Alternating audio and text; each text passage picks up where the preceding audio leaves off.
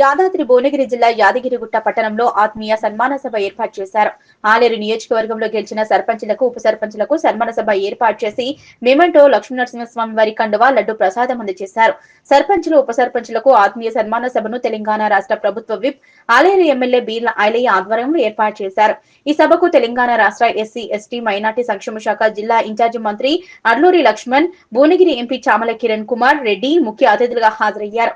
ముందుగా స్వామివారిని దర్శించుకుని ప్రత్యేక పూజలు చేశారు. ఆ తర్వాత మంత్రి అడ్లూరి, ఎంపీ చామల చేతుల మీదుగా సర్పంచులకు ఘన సన్మానం చేశారు.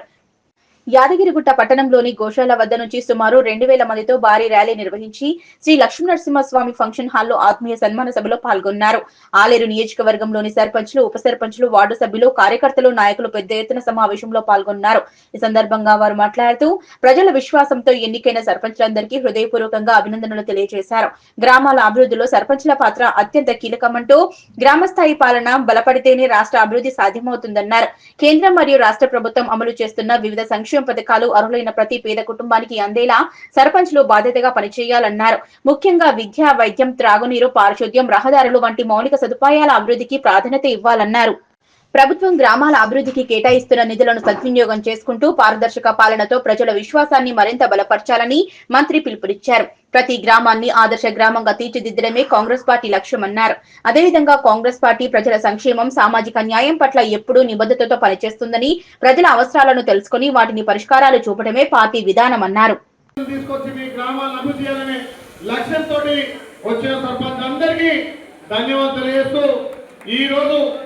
మనందరినీ ఆశీర్వదించి మీ అందరికీ తన చేతుల మీద మన అయ్యప్ప దీక్షలో ఉన్నటువంటి అయ్యప్ప మనం శబరిమలకి చూడాల్సిన అవసరం లేదు.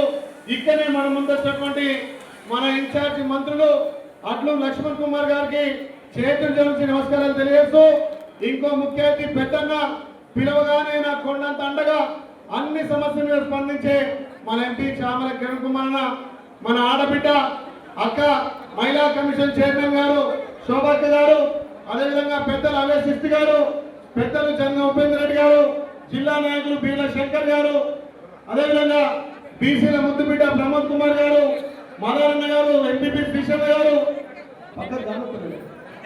మదదేరి చైర్మన్ మదదేరి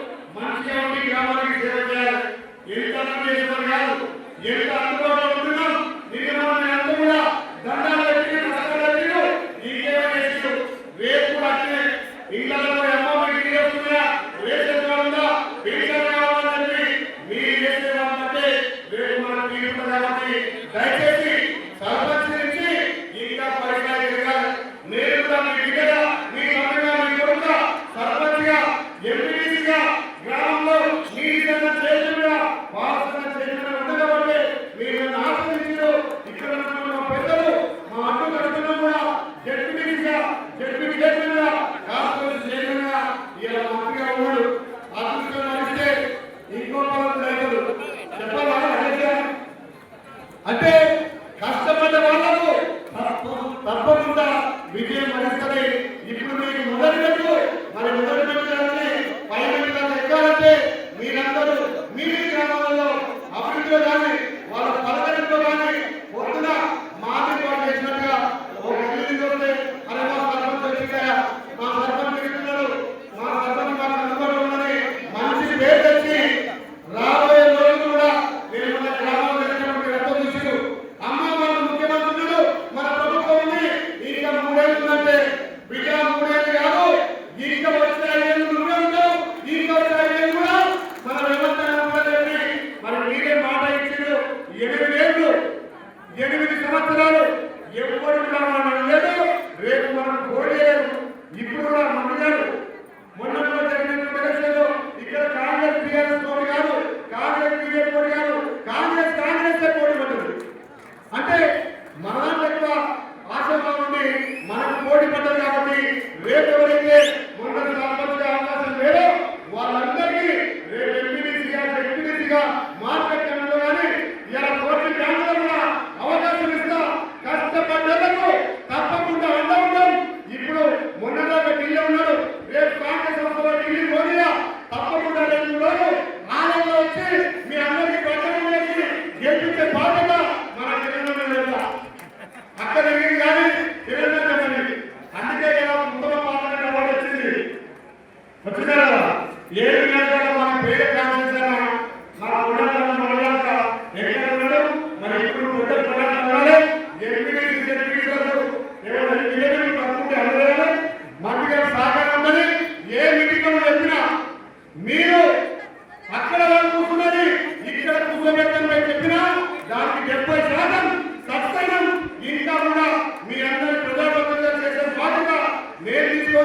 పెద్దలు గుండెల సహకారంతో రేవంతన సహకారంతో చేసుకుంటామని చెప్పి మీ అందరికీ పేరు పేరున ధన్యవాదాలు చేస్తున్నా.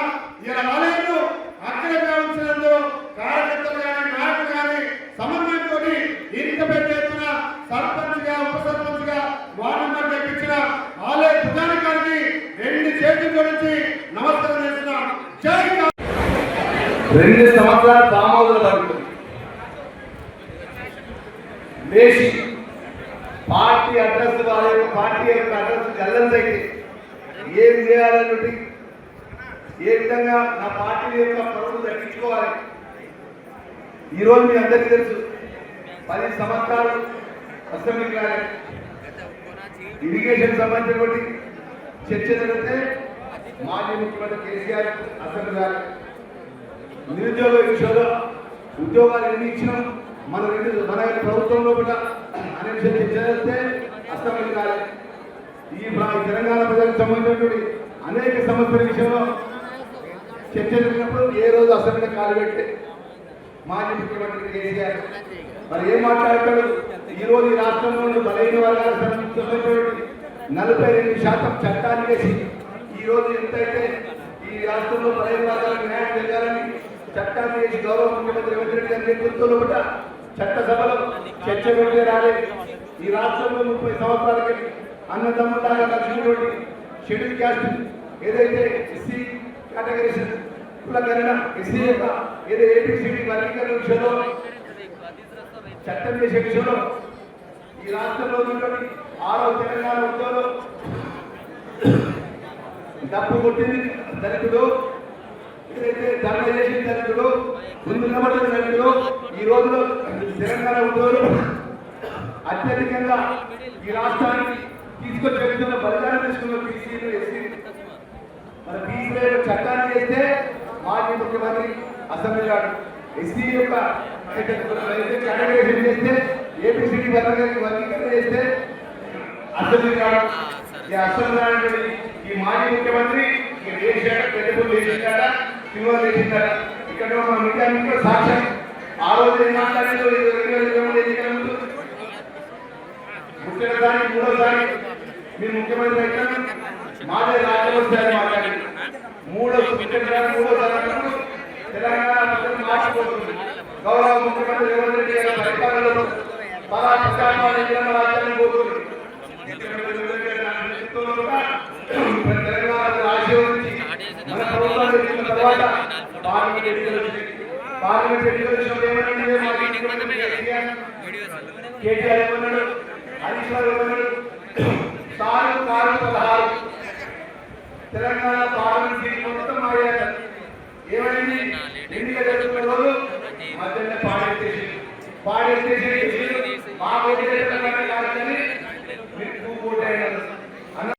నిన్ననే మీరు బాధ్యత తీసుకుని నేను 2-3 విషయాలు చెప్పదలుచుకున్నాను. ఇంకా నేను కూడా మొట్టమొదటిసారిగా పార్లమెంట్ మీ అందరి ఆశీర్వాదంతో ఎన్నికైనా మనకిచ్చిన పదవి ఒక బాధ్యత. ఈ రోజు గెలిచినాం, 1-2 రోజులు మనం అందరినీ కలవడం అంతా చేసిన తర్వాత మన గ్రామ పంచాయతీలో ముఖ్యంగా ప్రజాపాలనలో మీరు కూడా భాగస్వాములై ఈ ప్రజాపాలనను ముందుకు తీసుకుపోవాల్సినటువంటి బాధ్యత మీకు. ఎందుకంటే మన ప్రభుత్వం ఎన్నో పథకాలు తీసుకుంటుంది. ఈ రోజు సన్న బియ్యం, కొత్త రేషన్ కార్డులు, ఇంద్రమ్మ ఇల్లులు మీకు సర్పంచులు కాకముందే మీకు చూస్తున్న చాలా కార్యక్రమాలు వస్తున్నాయి. ఇంకా ఎన్నో కార్యక్రమాలు మీరు తీసుకోవాల్సిన పరిస్థితి కూడా ఉంది. కాబట్టి నేను ఒక్కటే కోరుకుంటున్నా, మీరు సర్పంచ్గా ఉండి అట్టడుగు పేదవాడైన వాడికి అన్ని తప్పుతున్నాయా లేదా చూడాల్సిన బాధ్యత మీరు.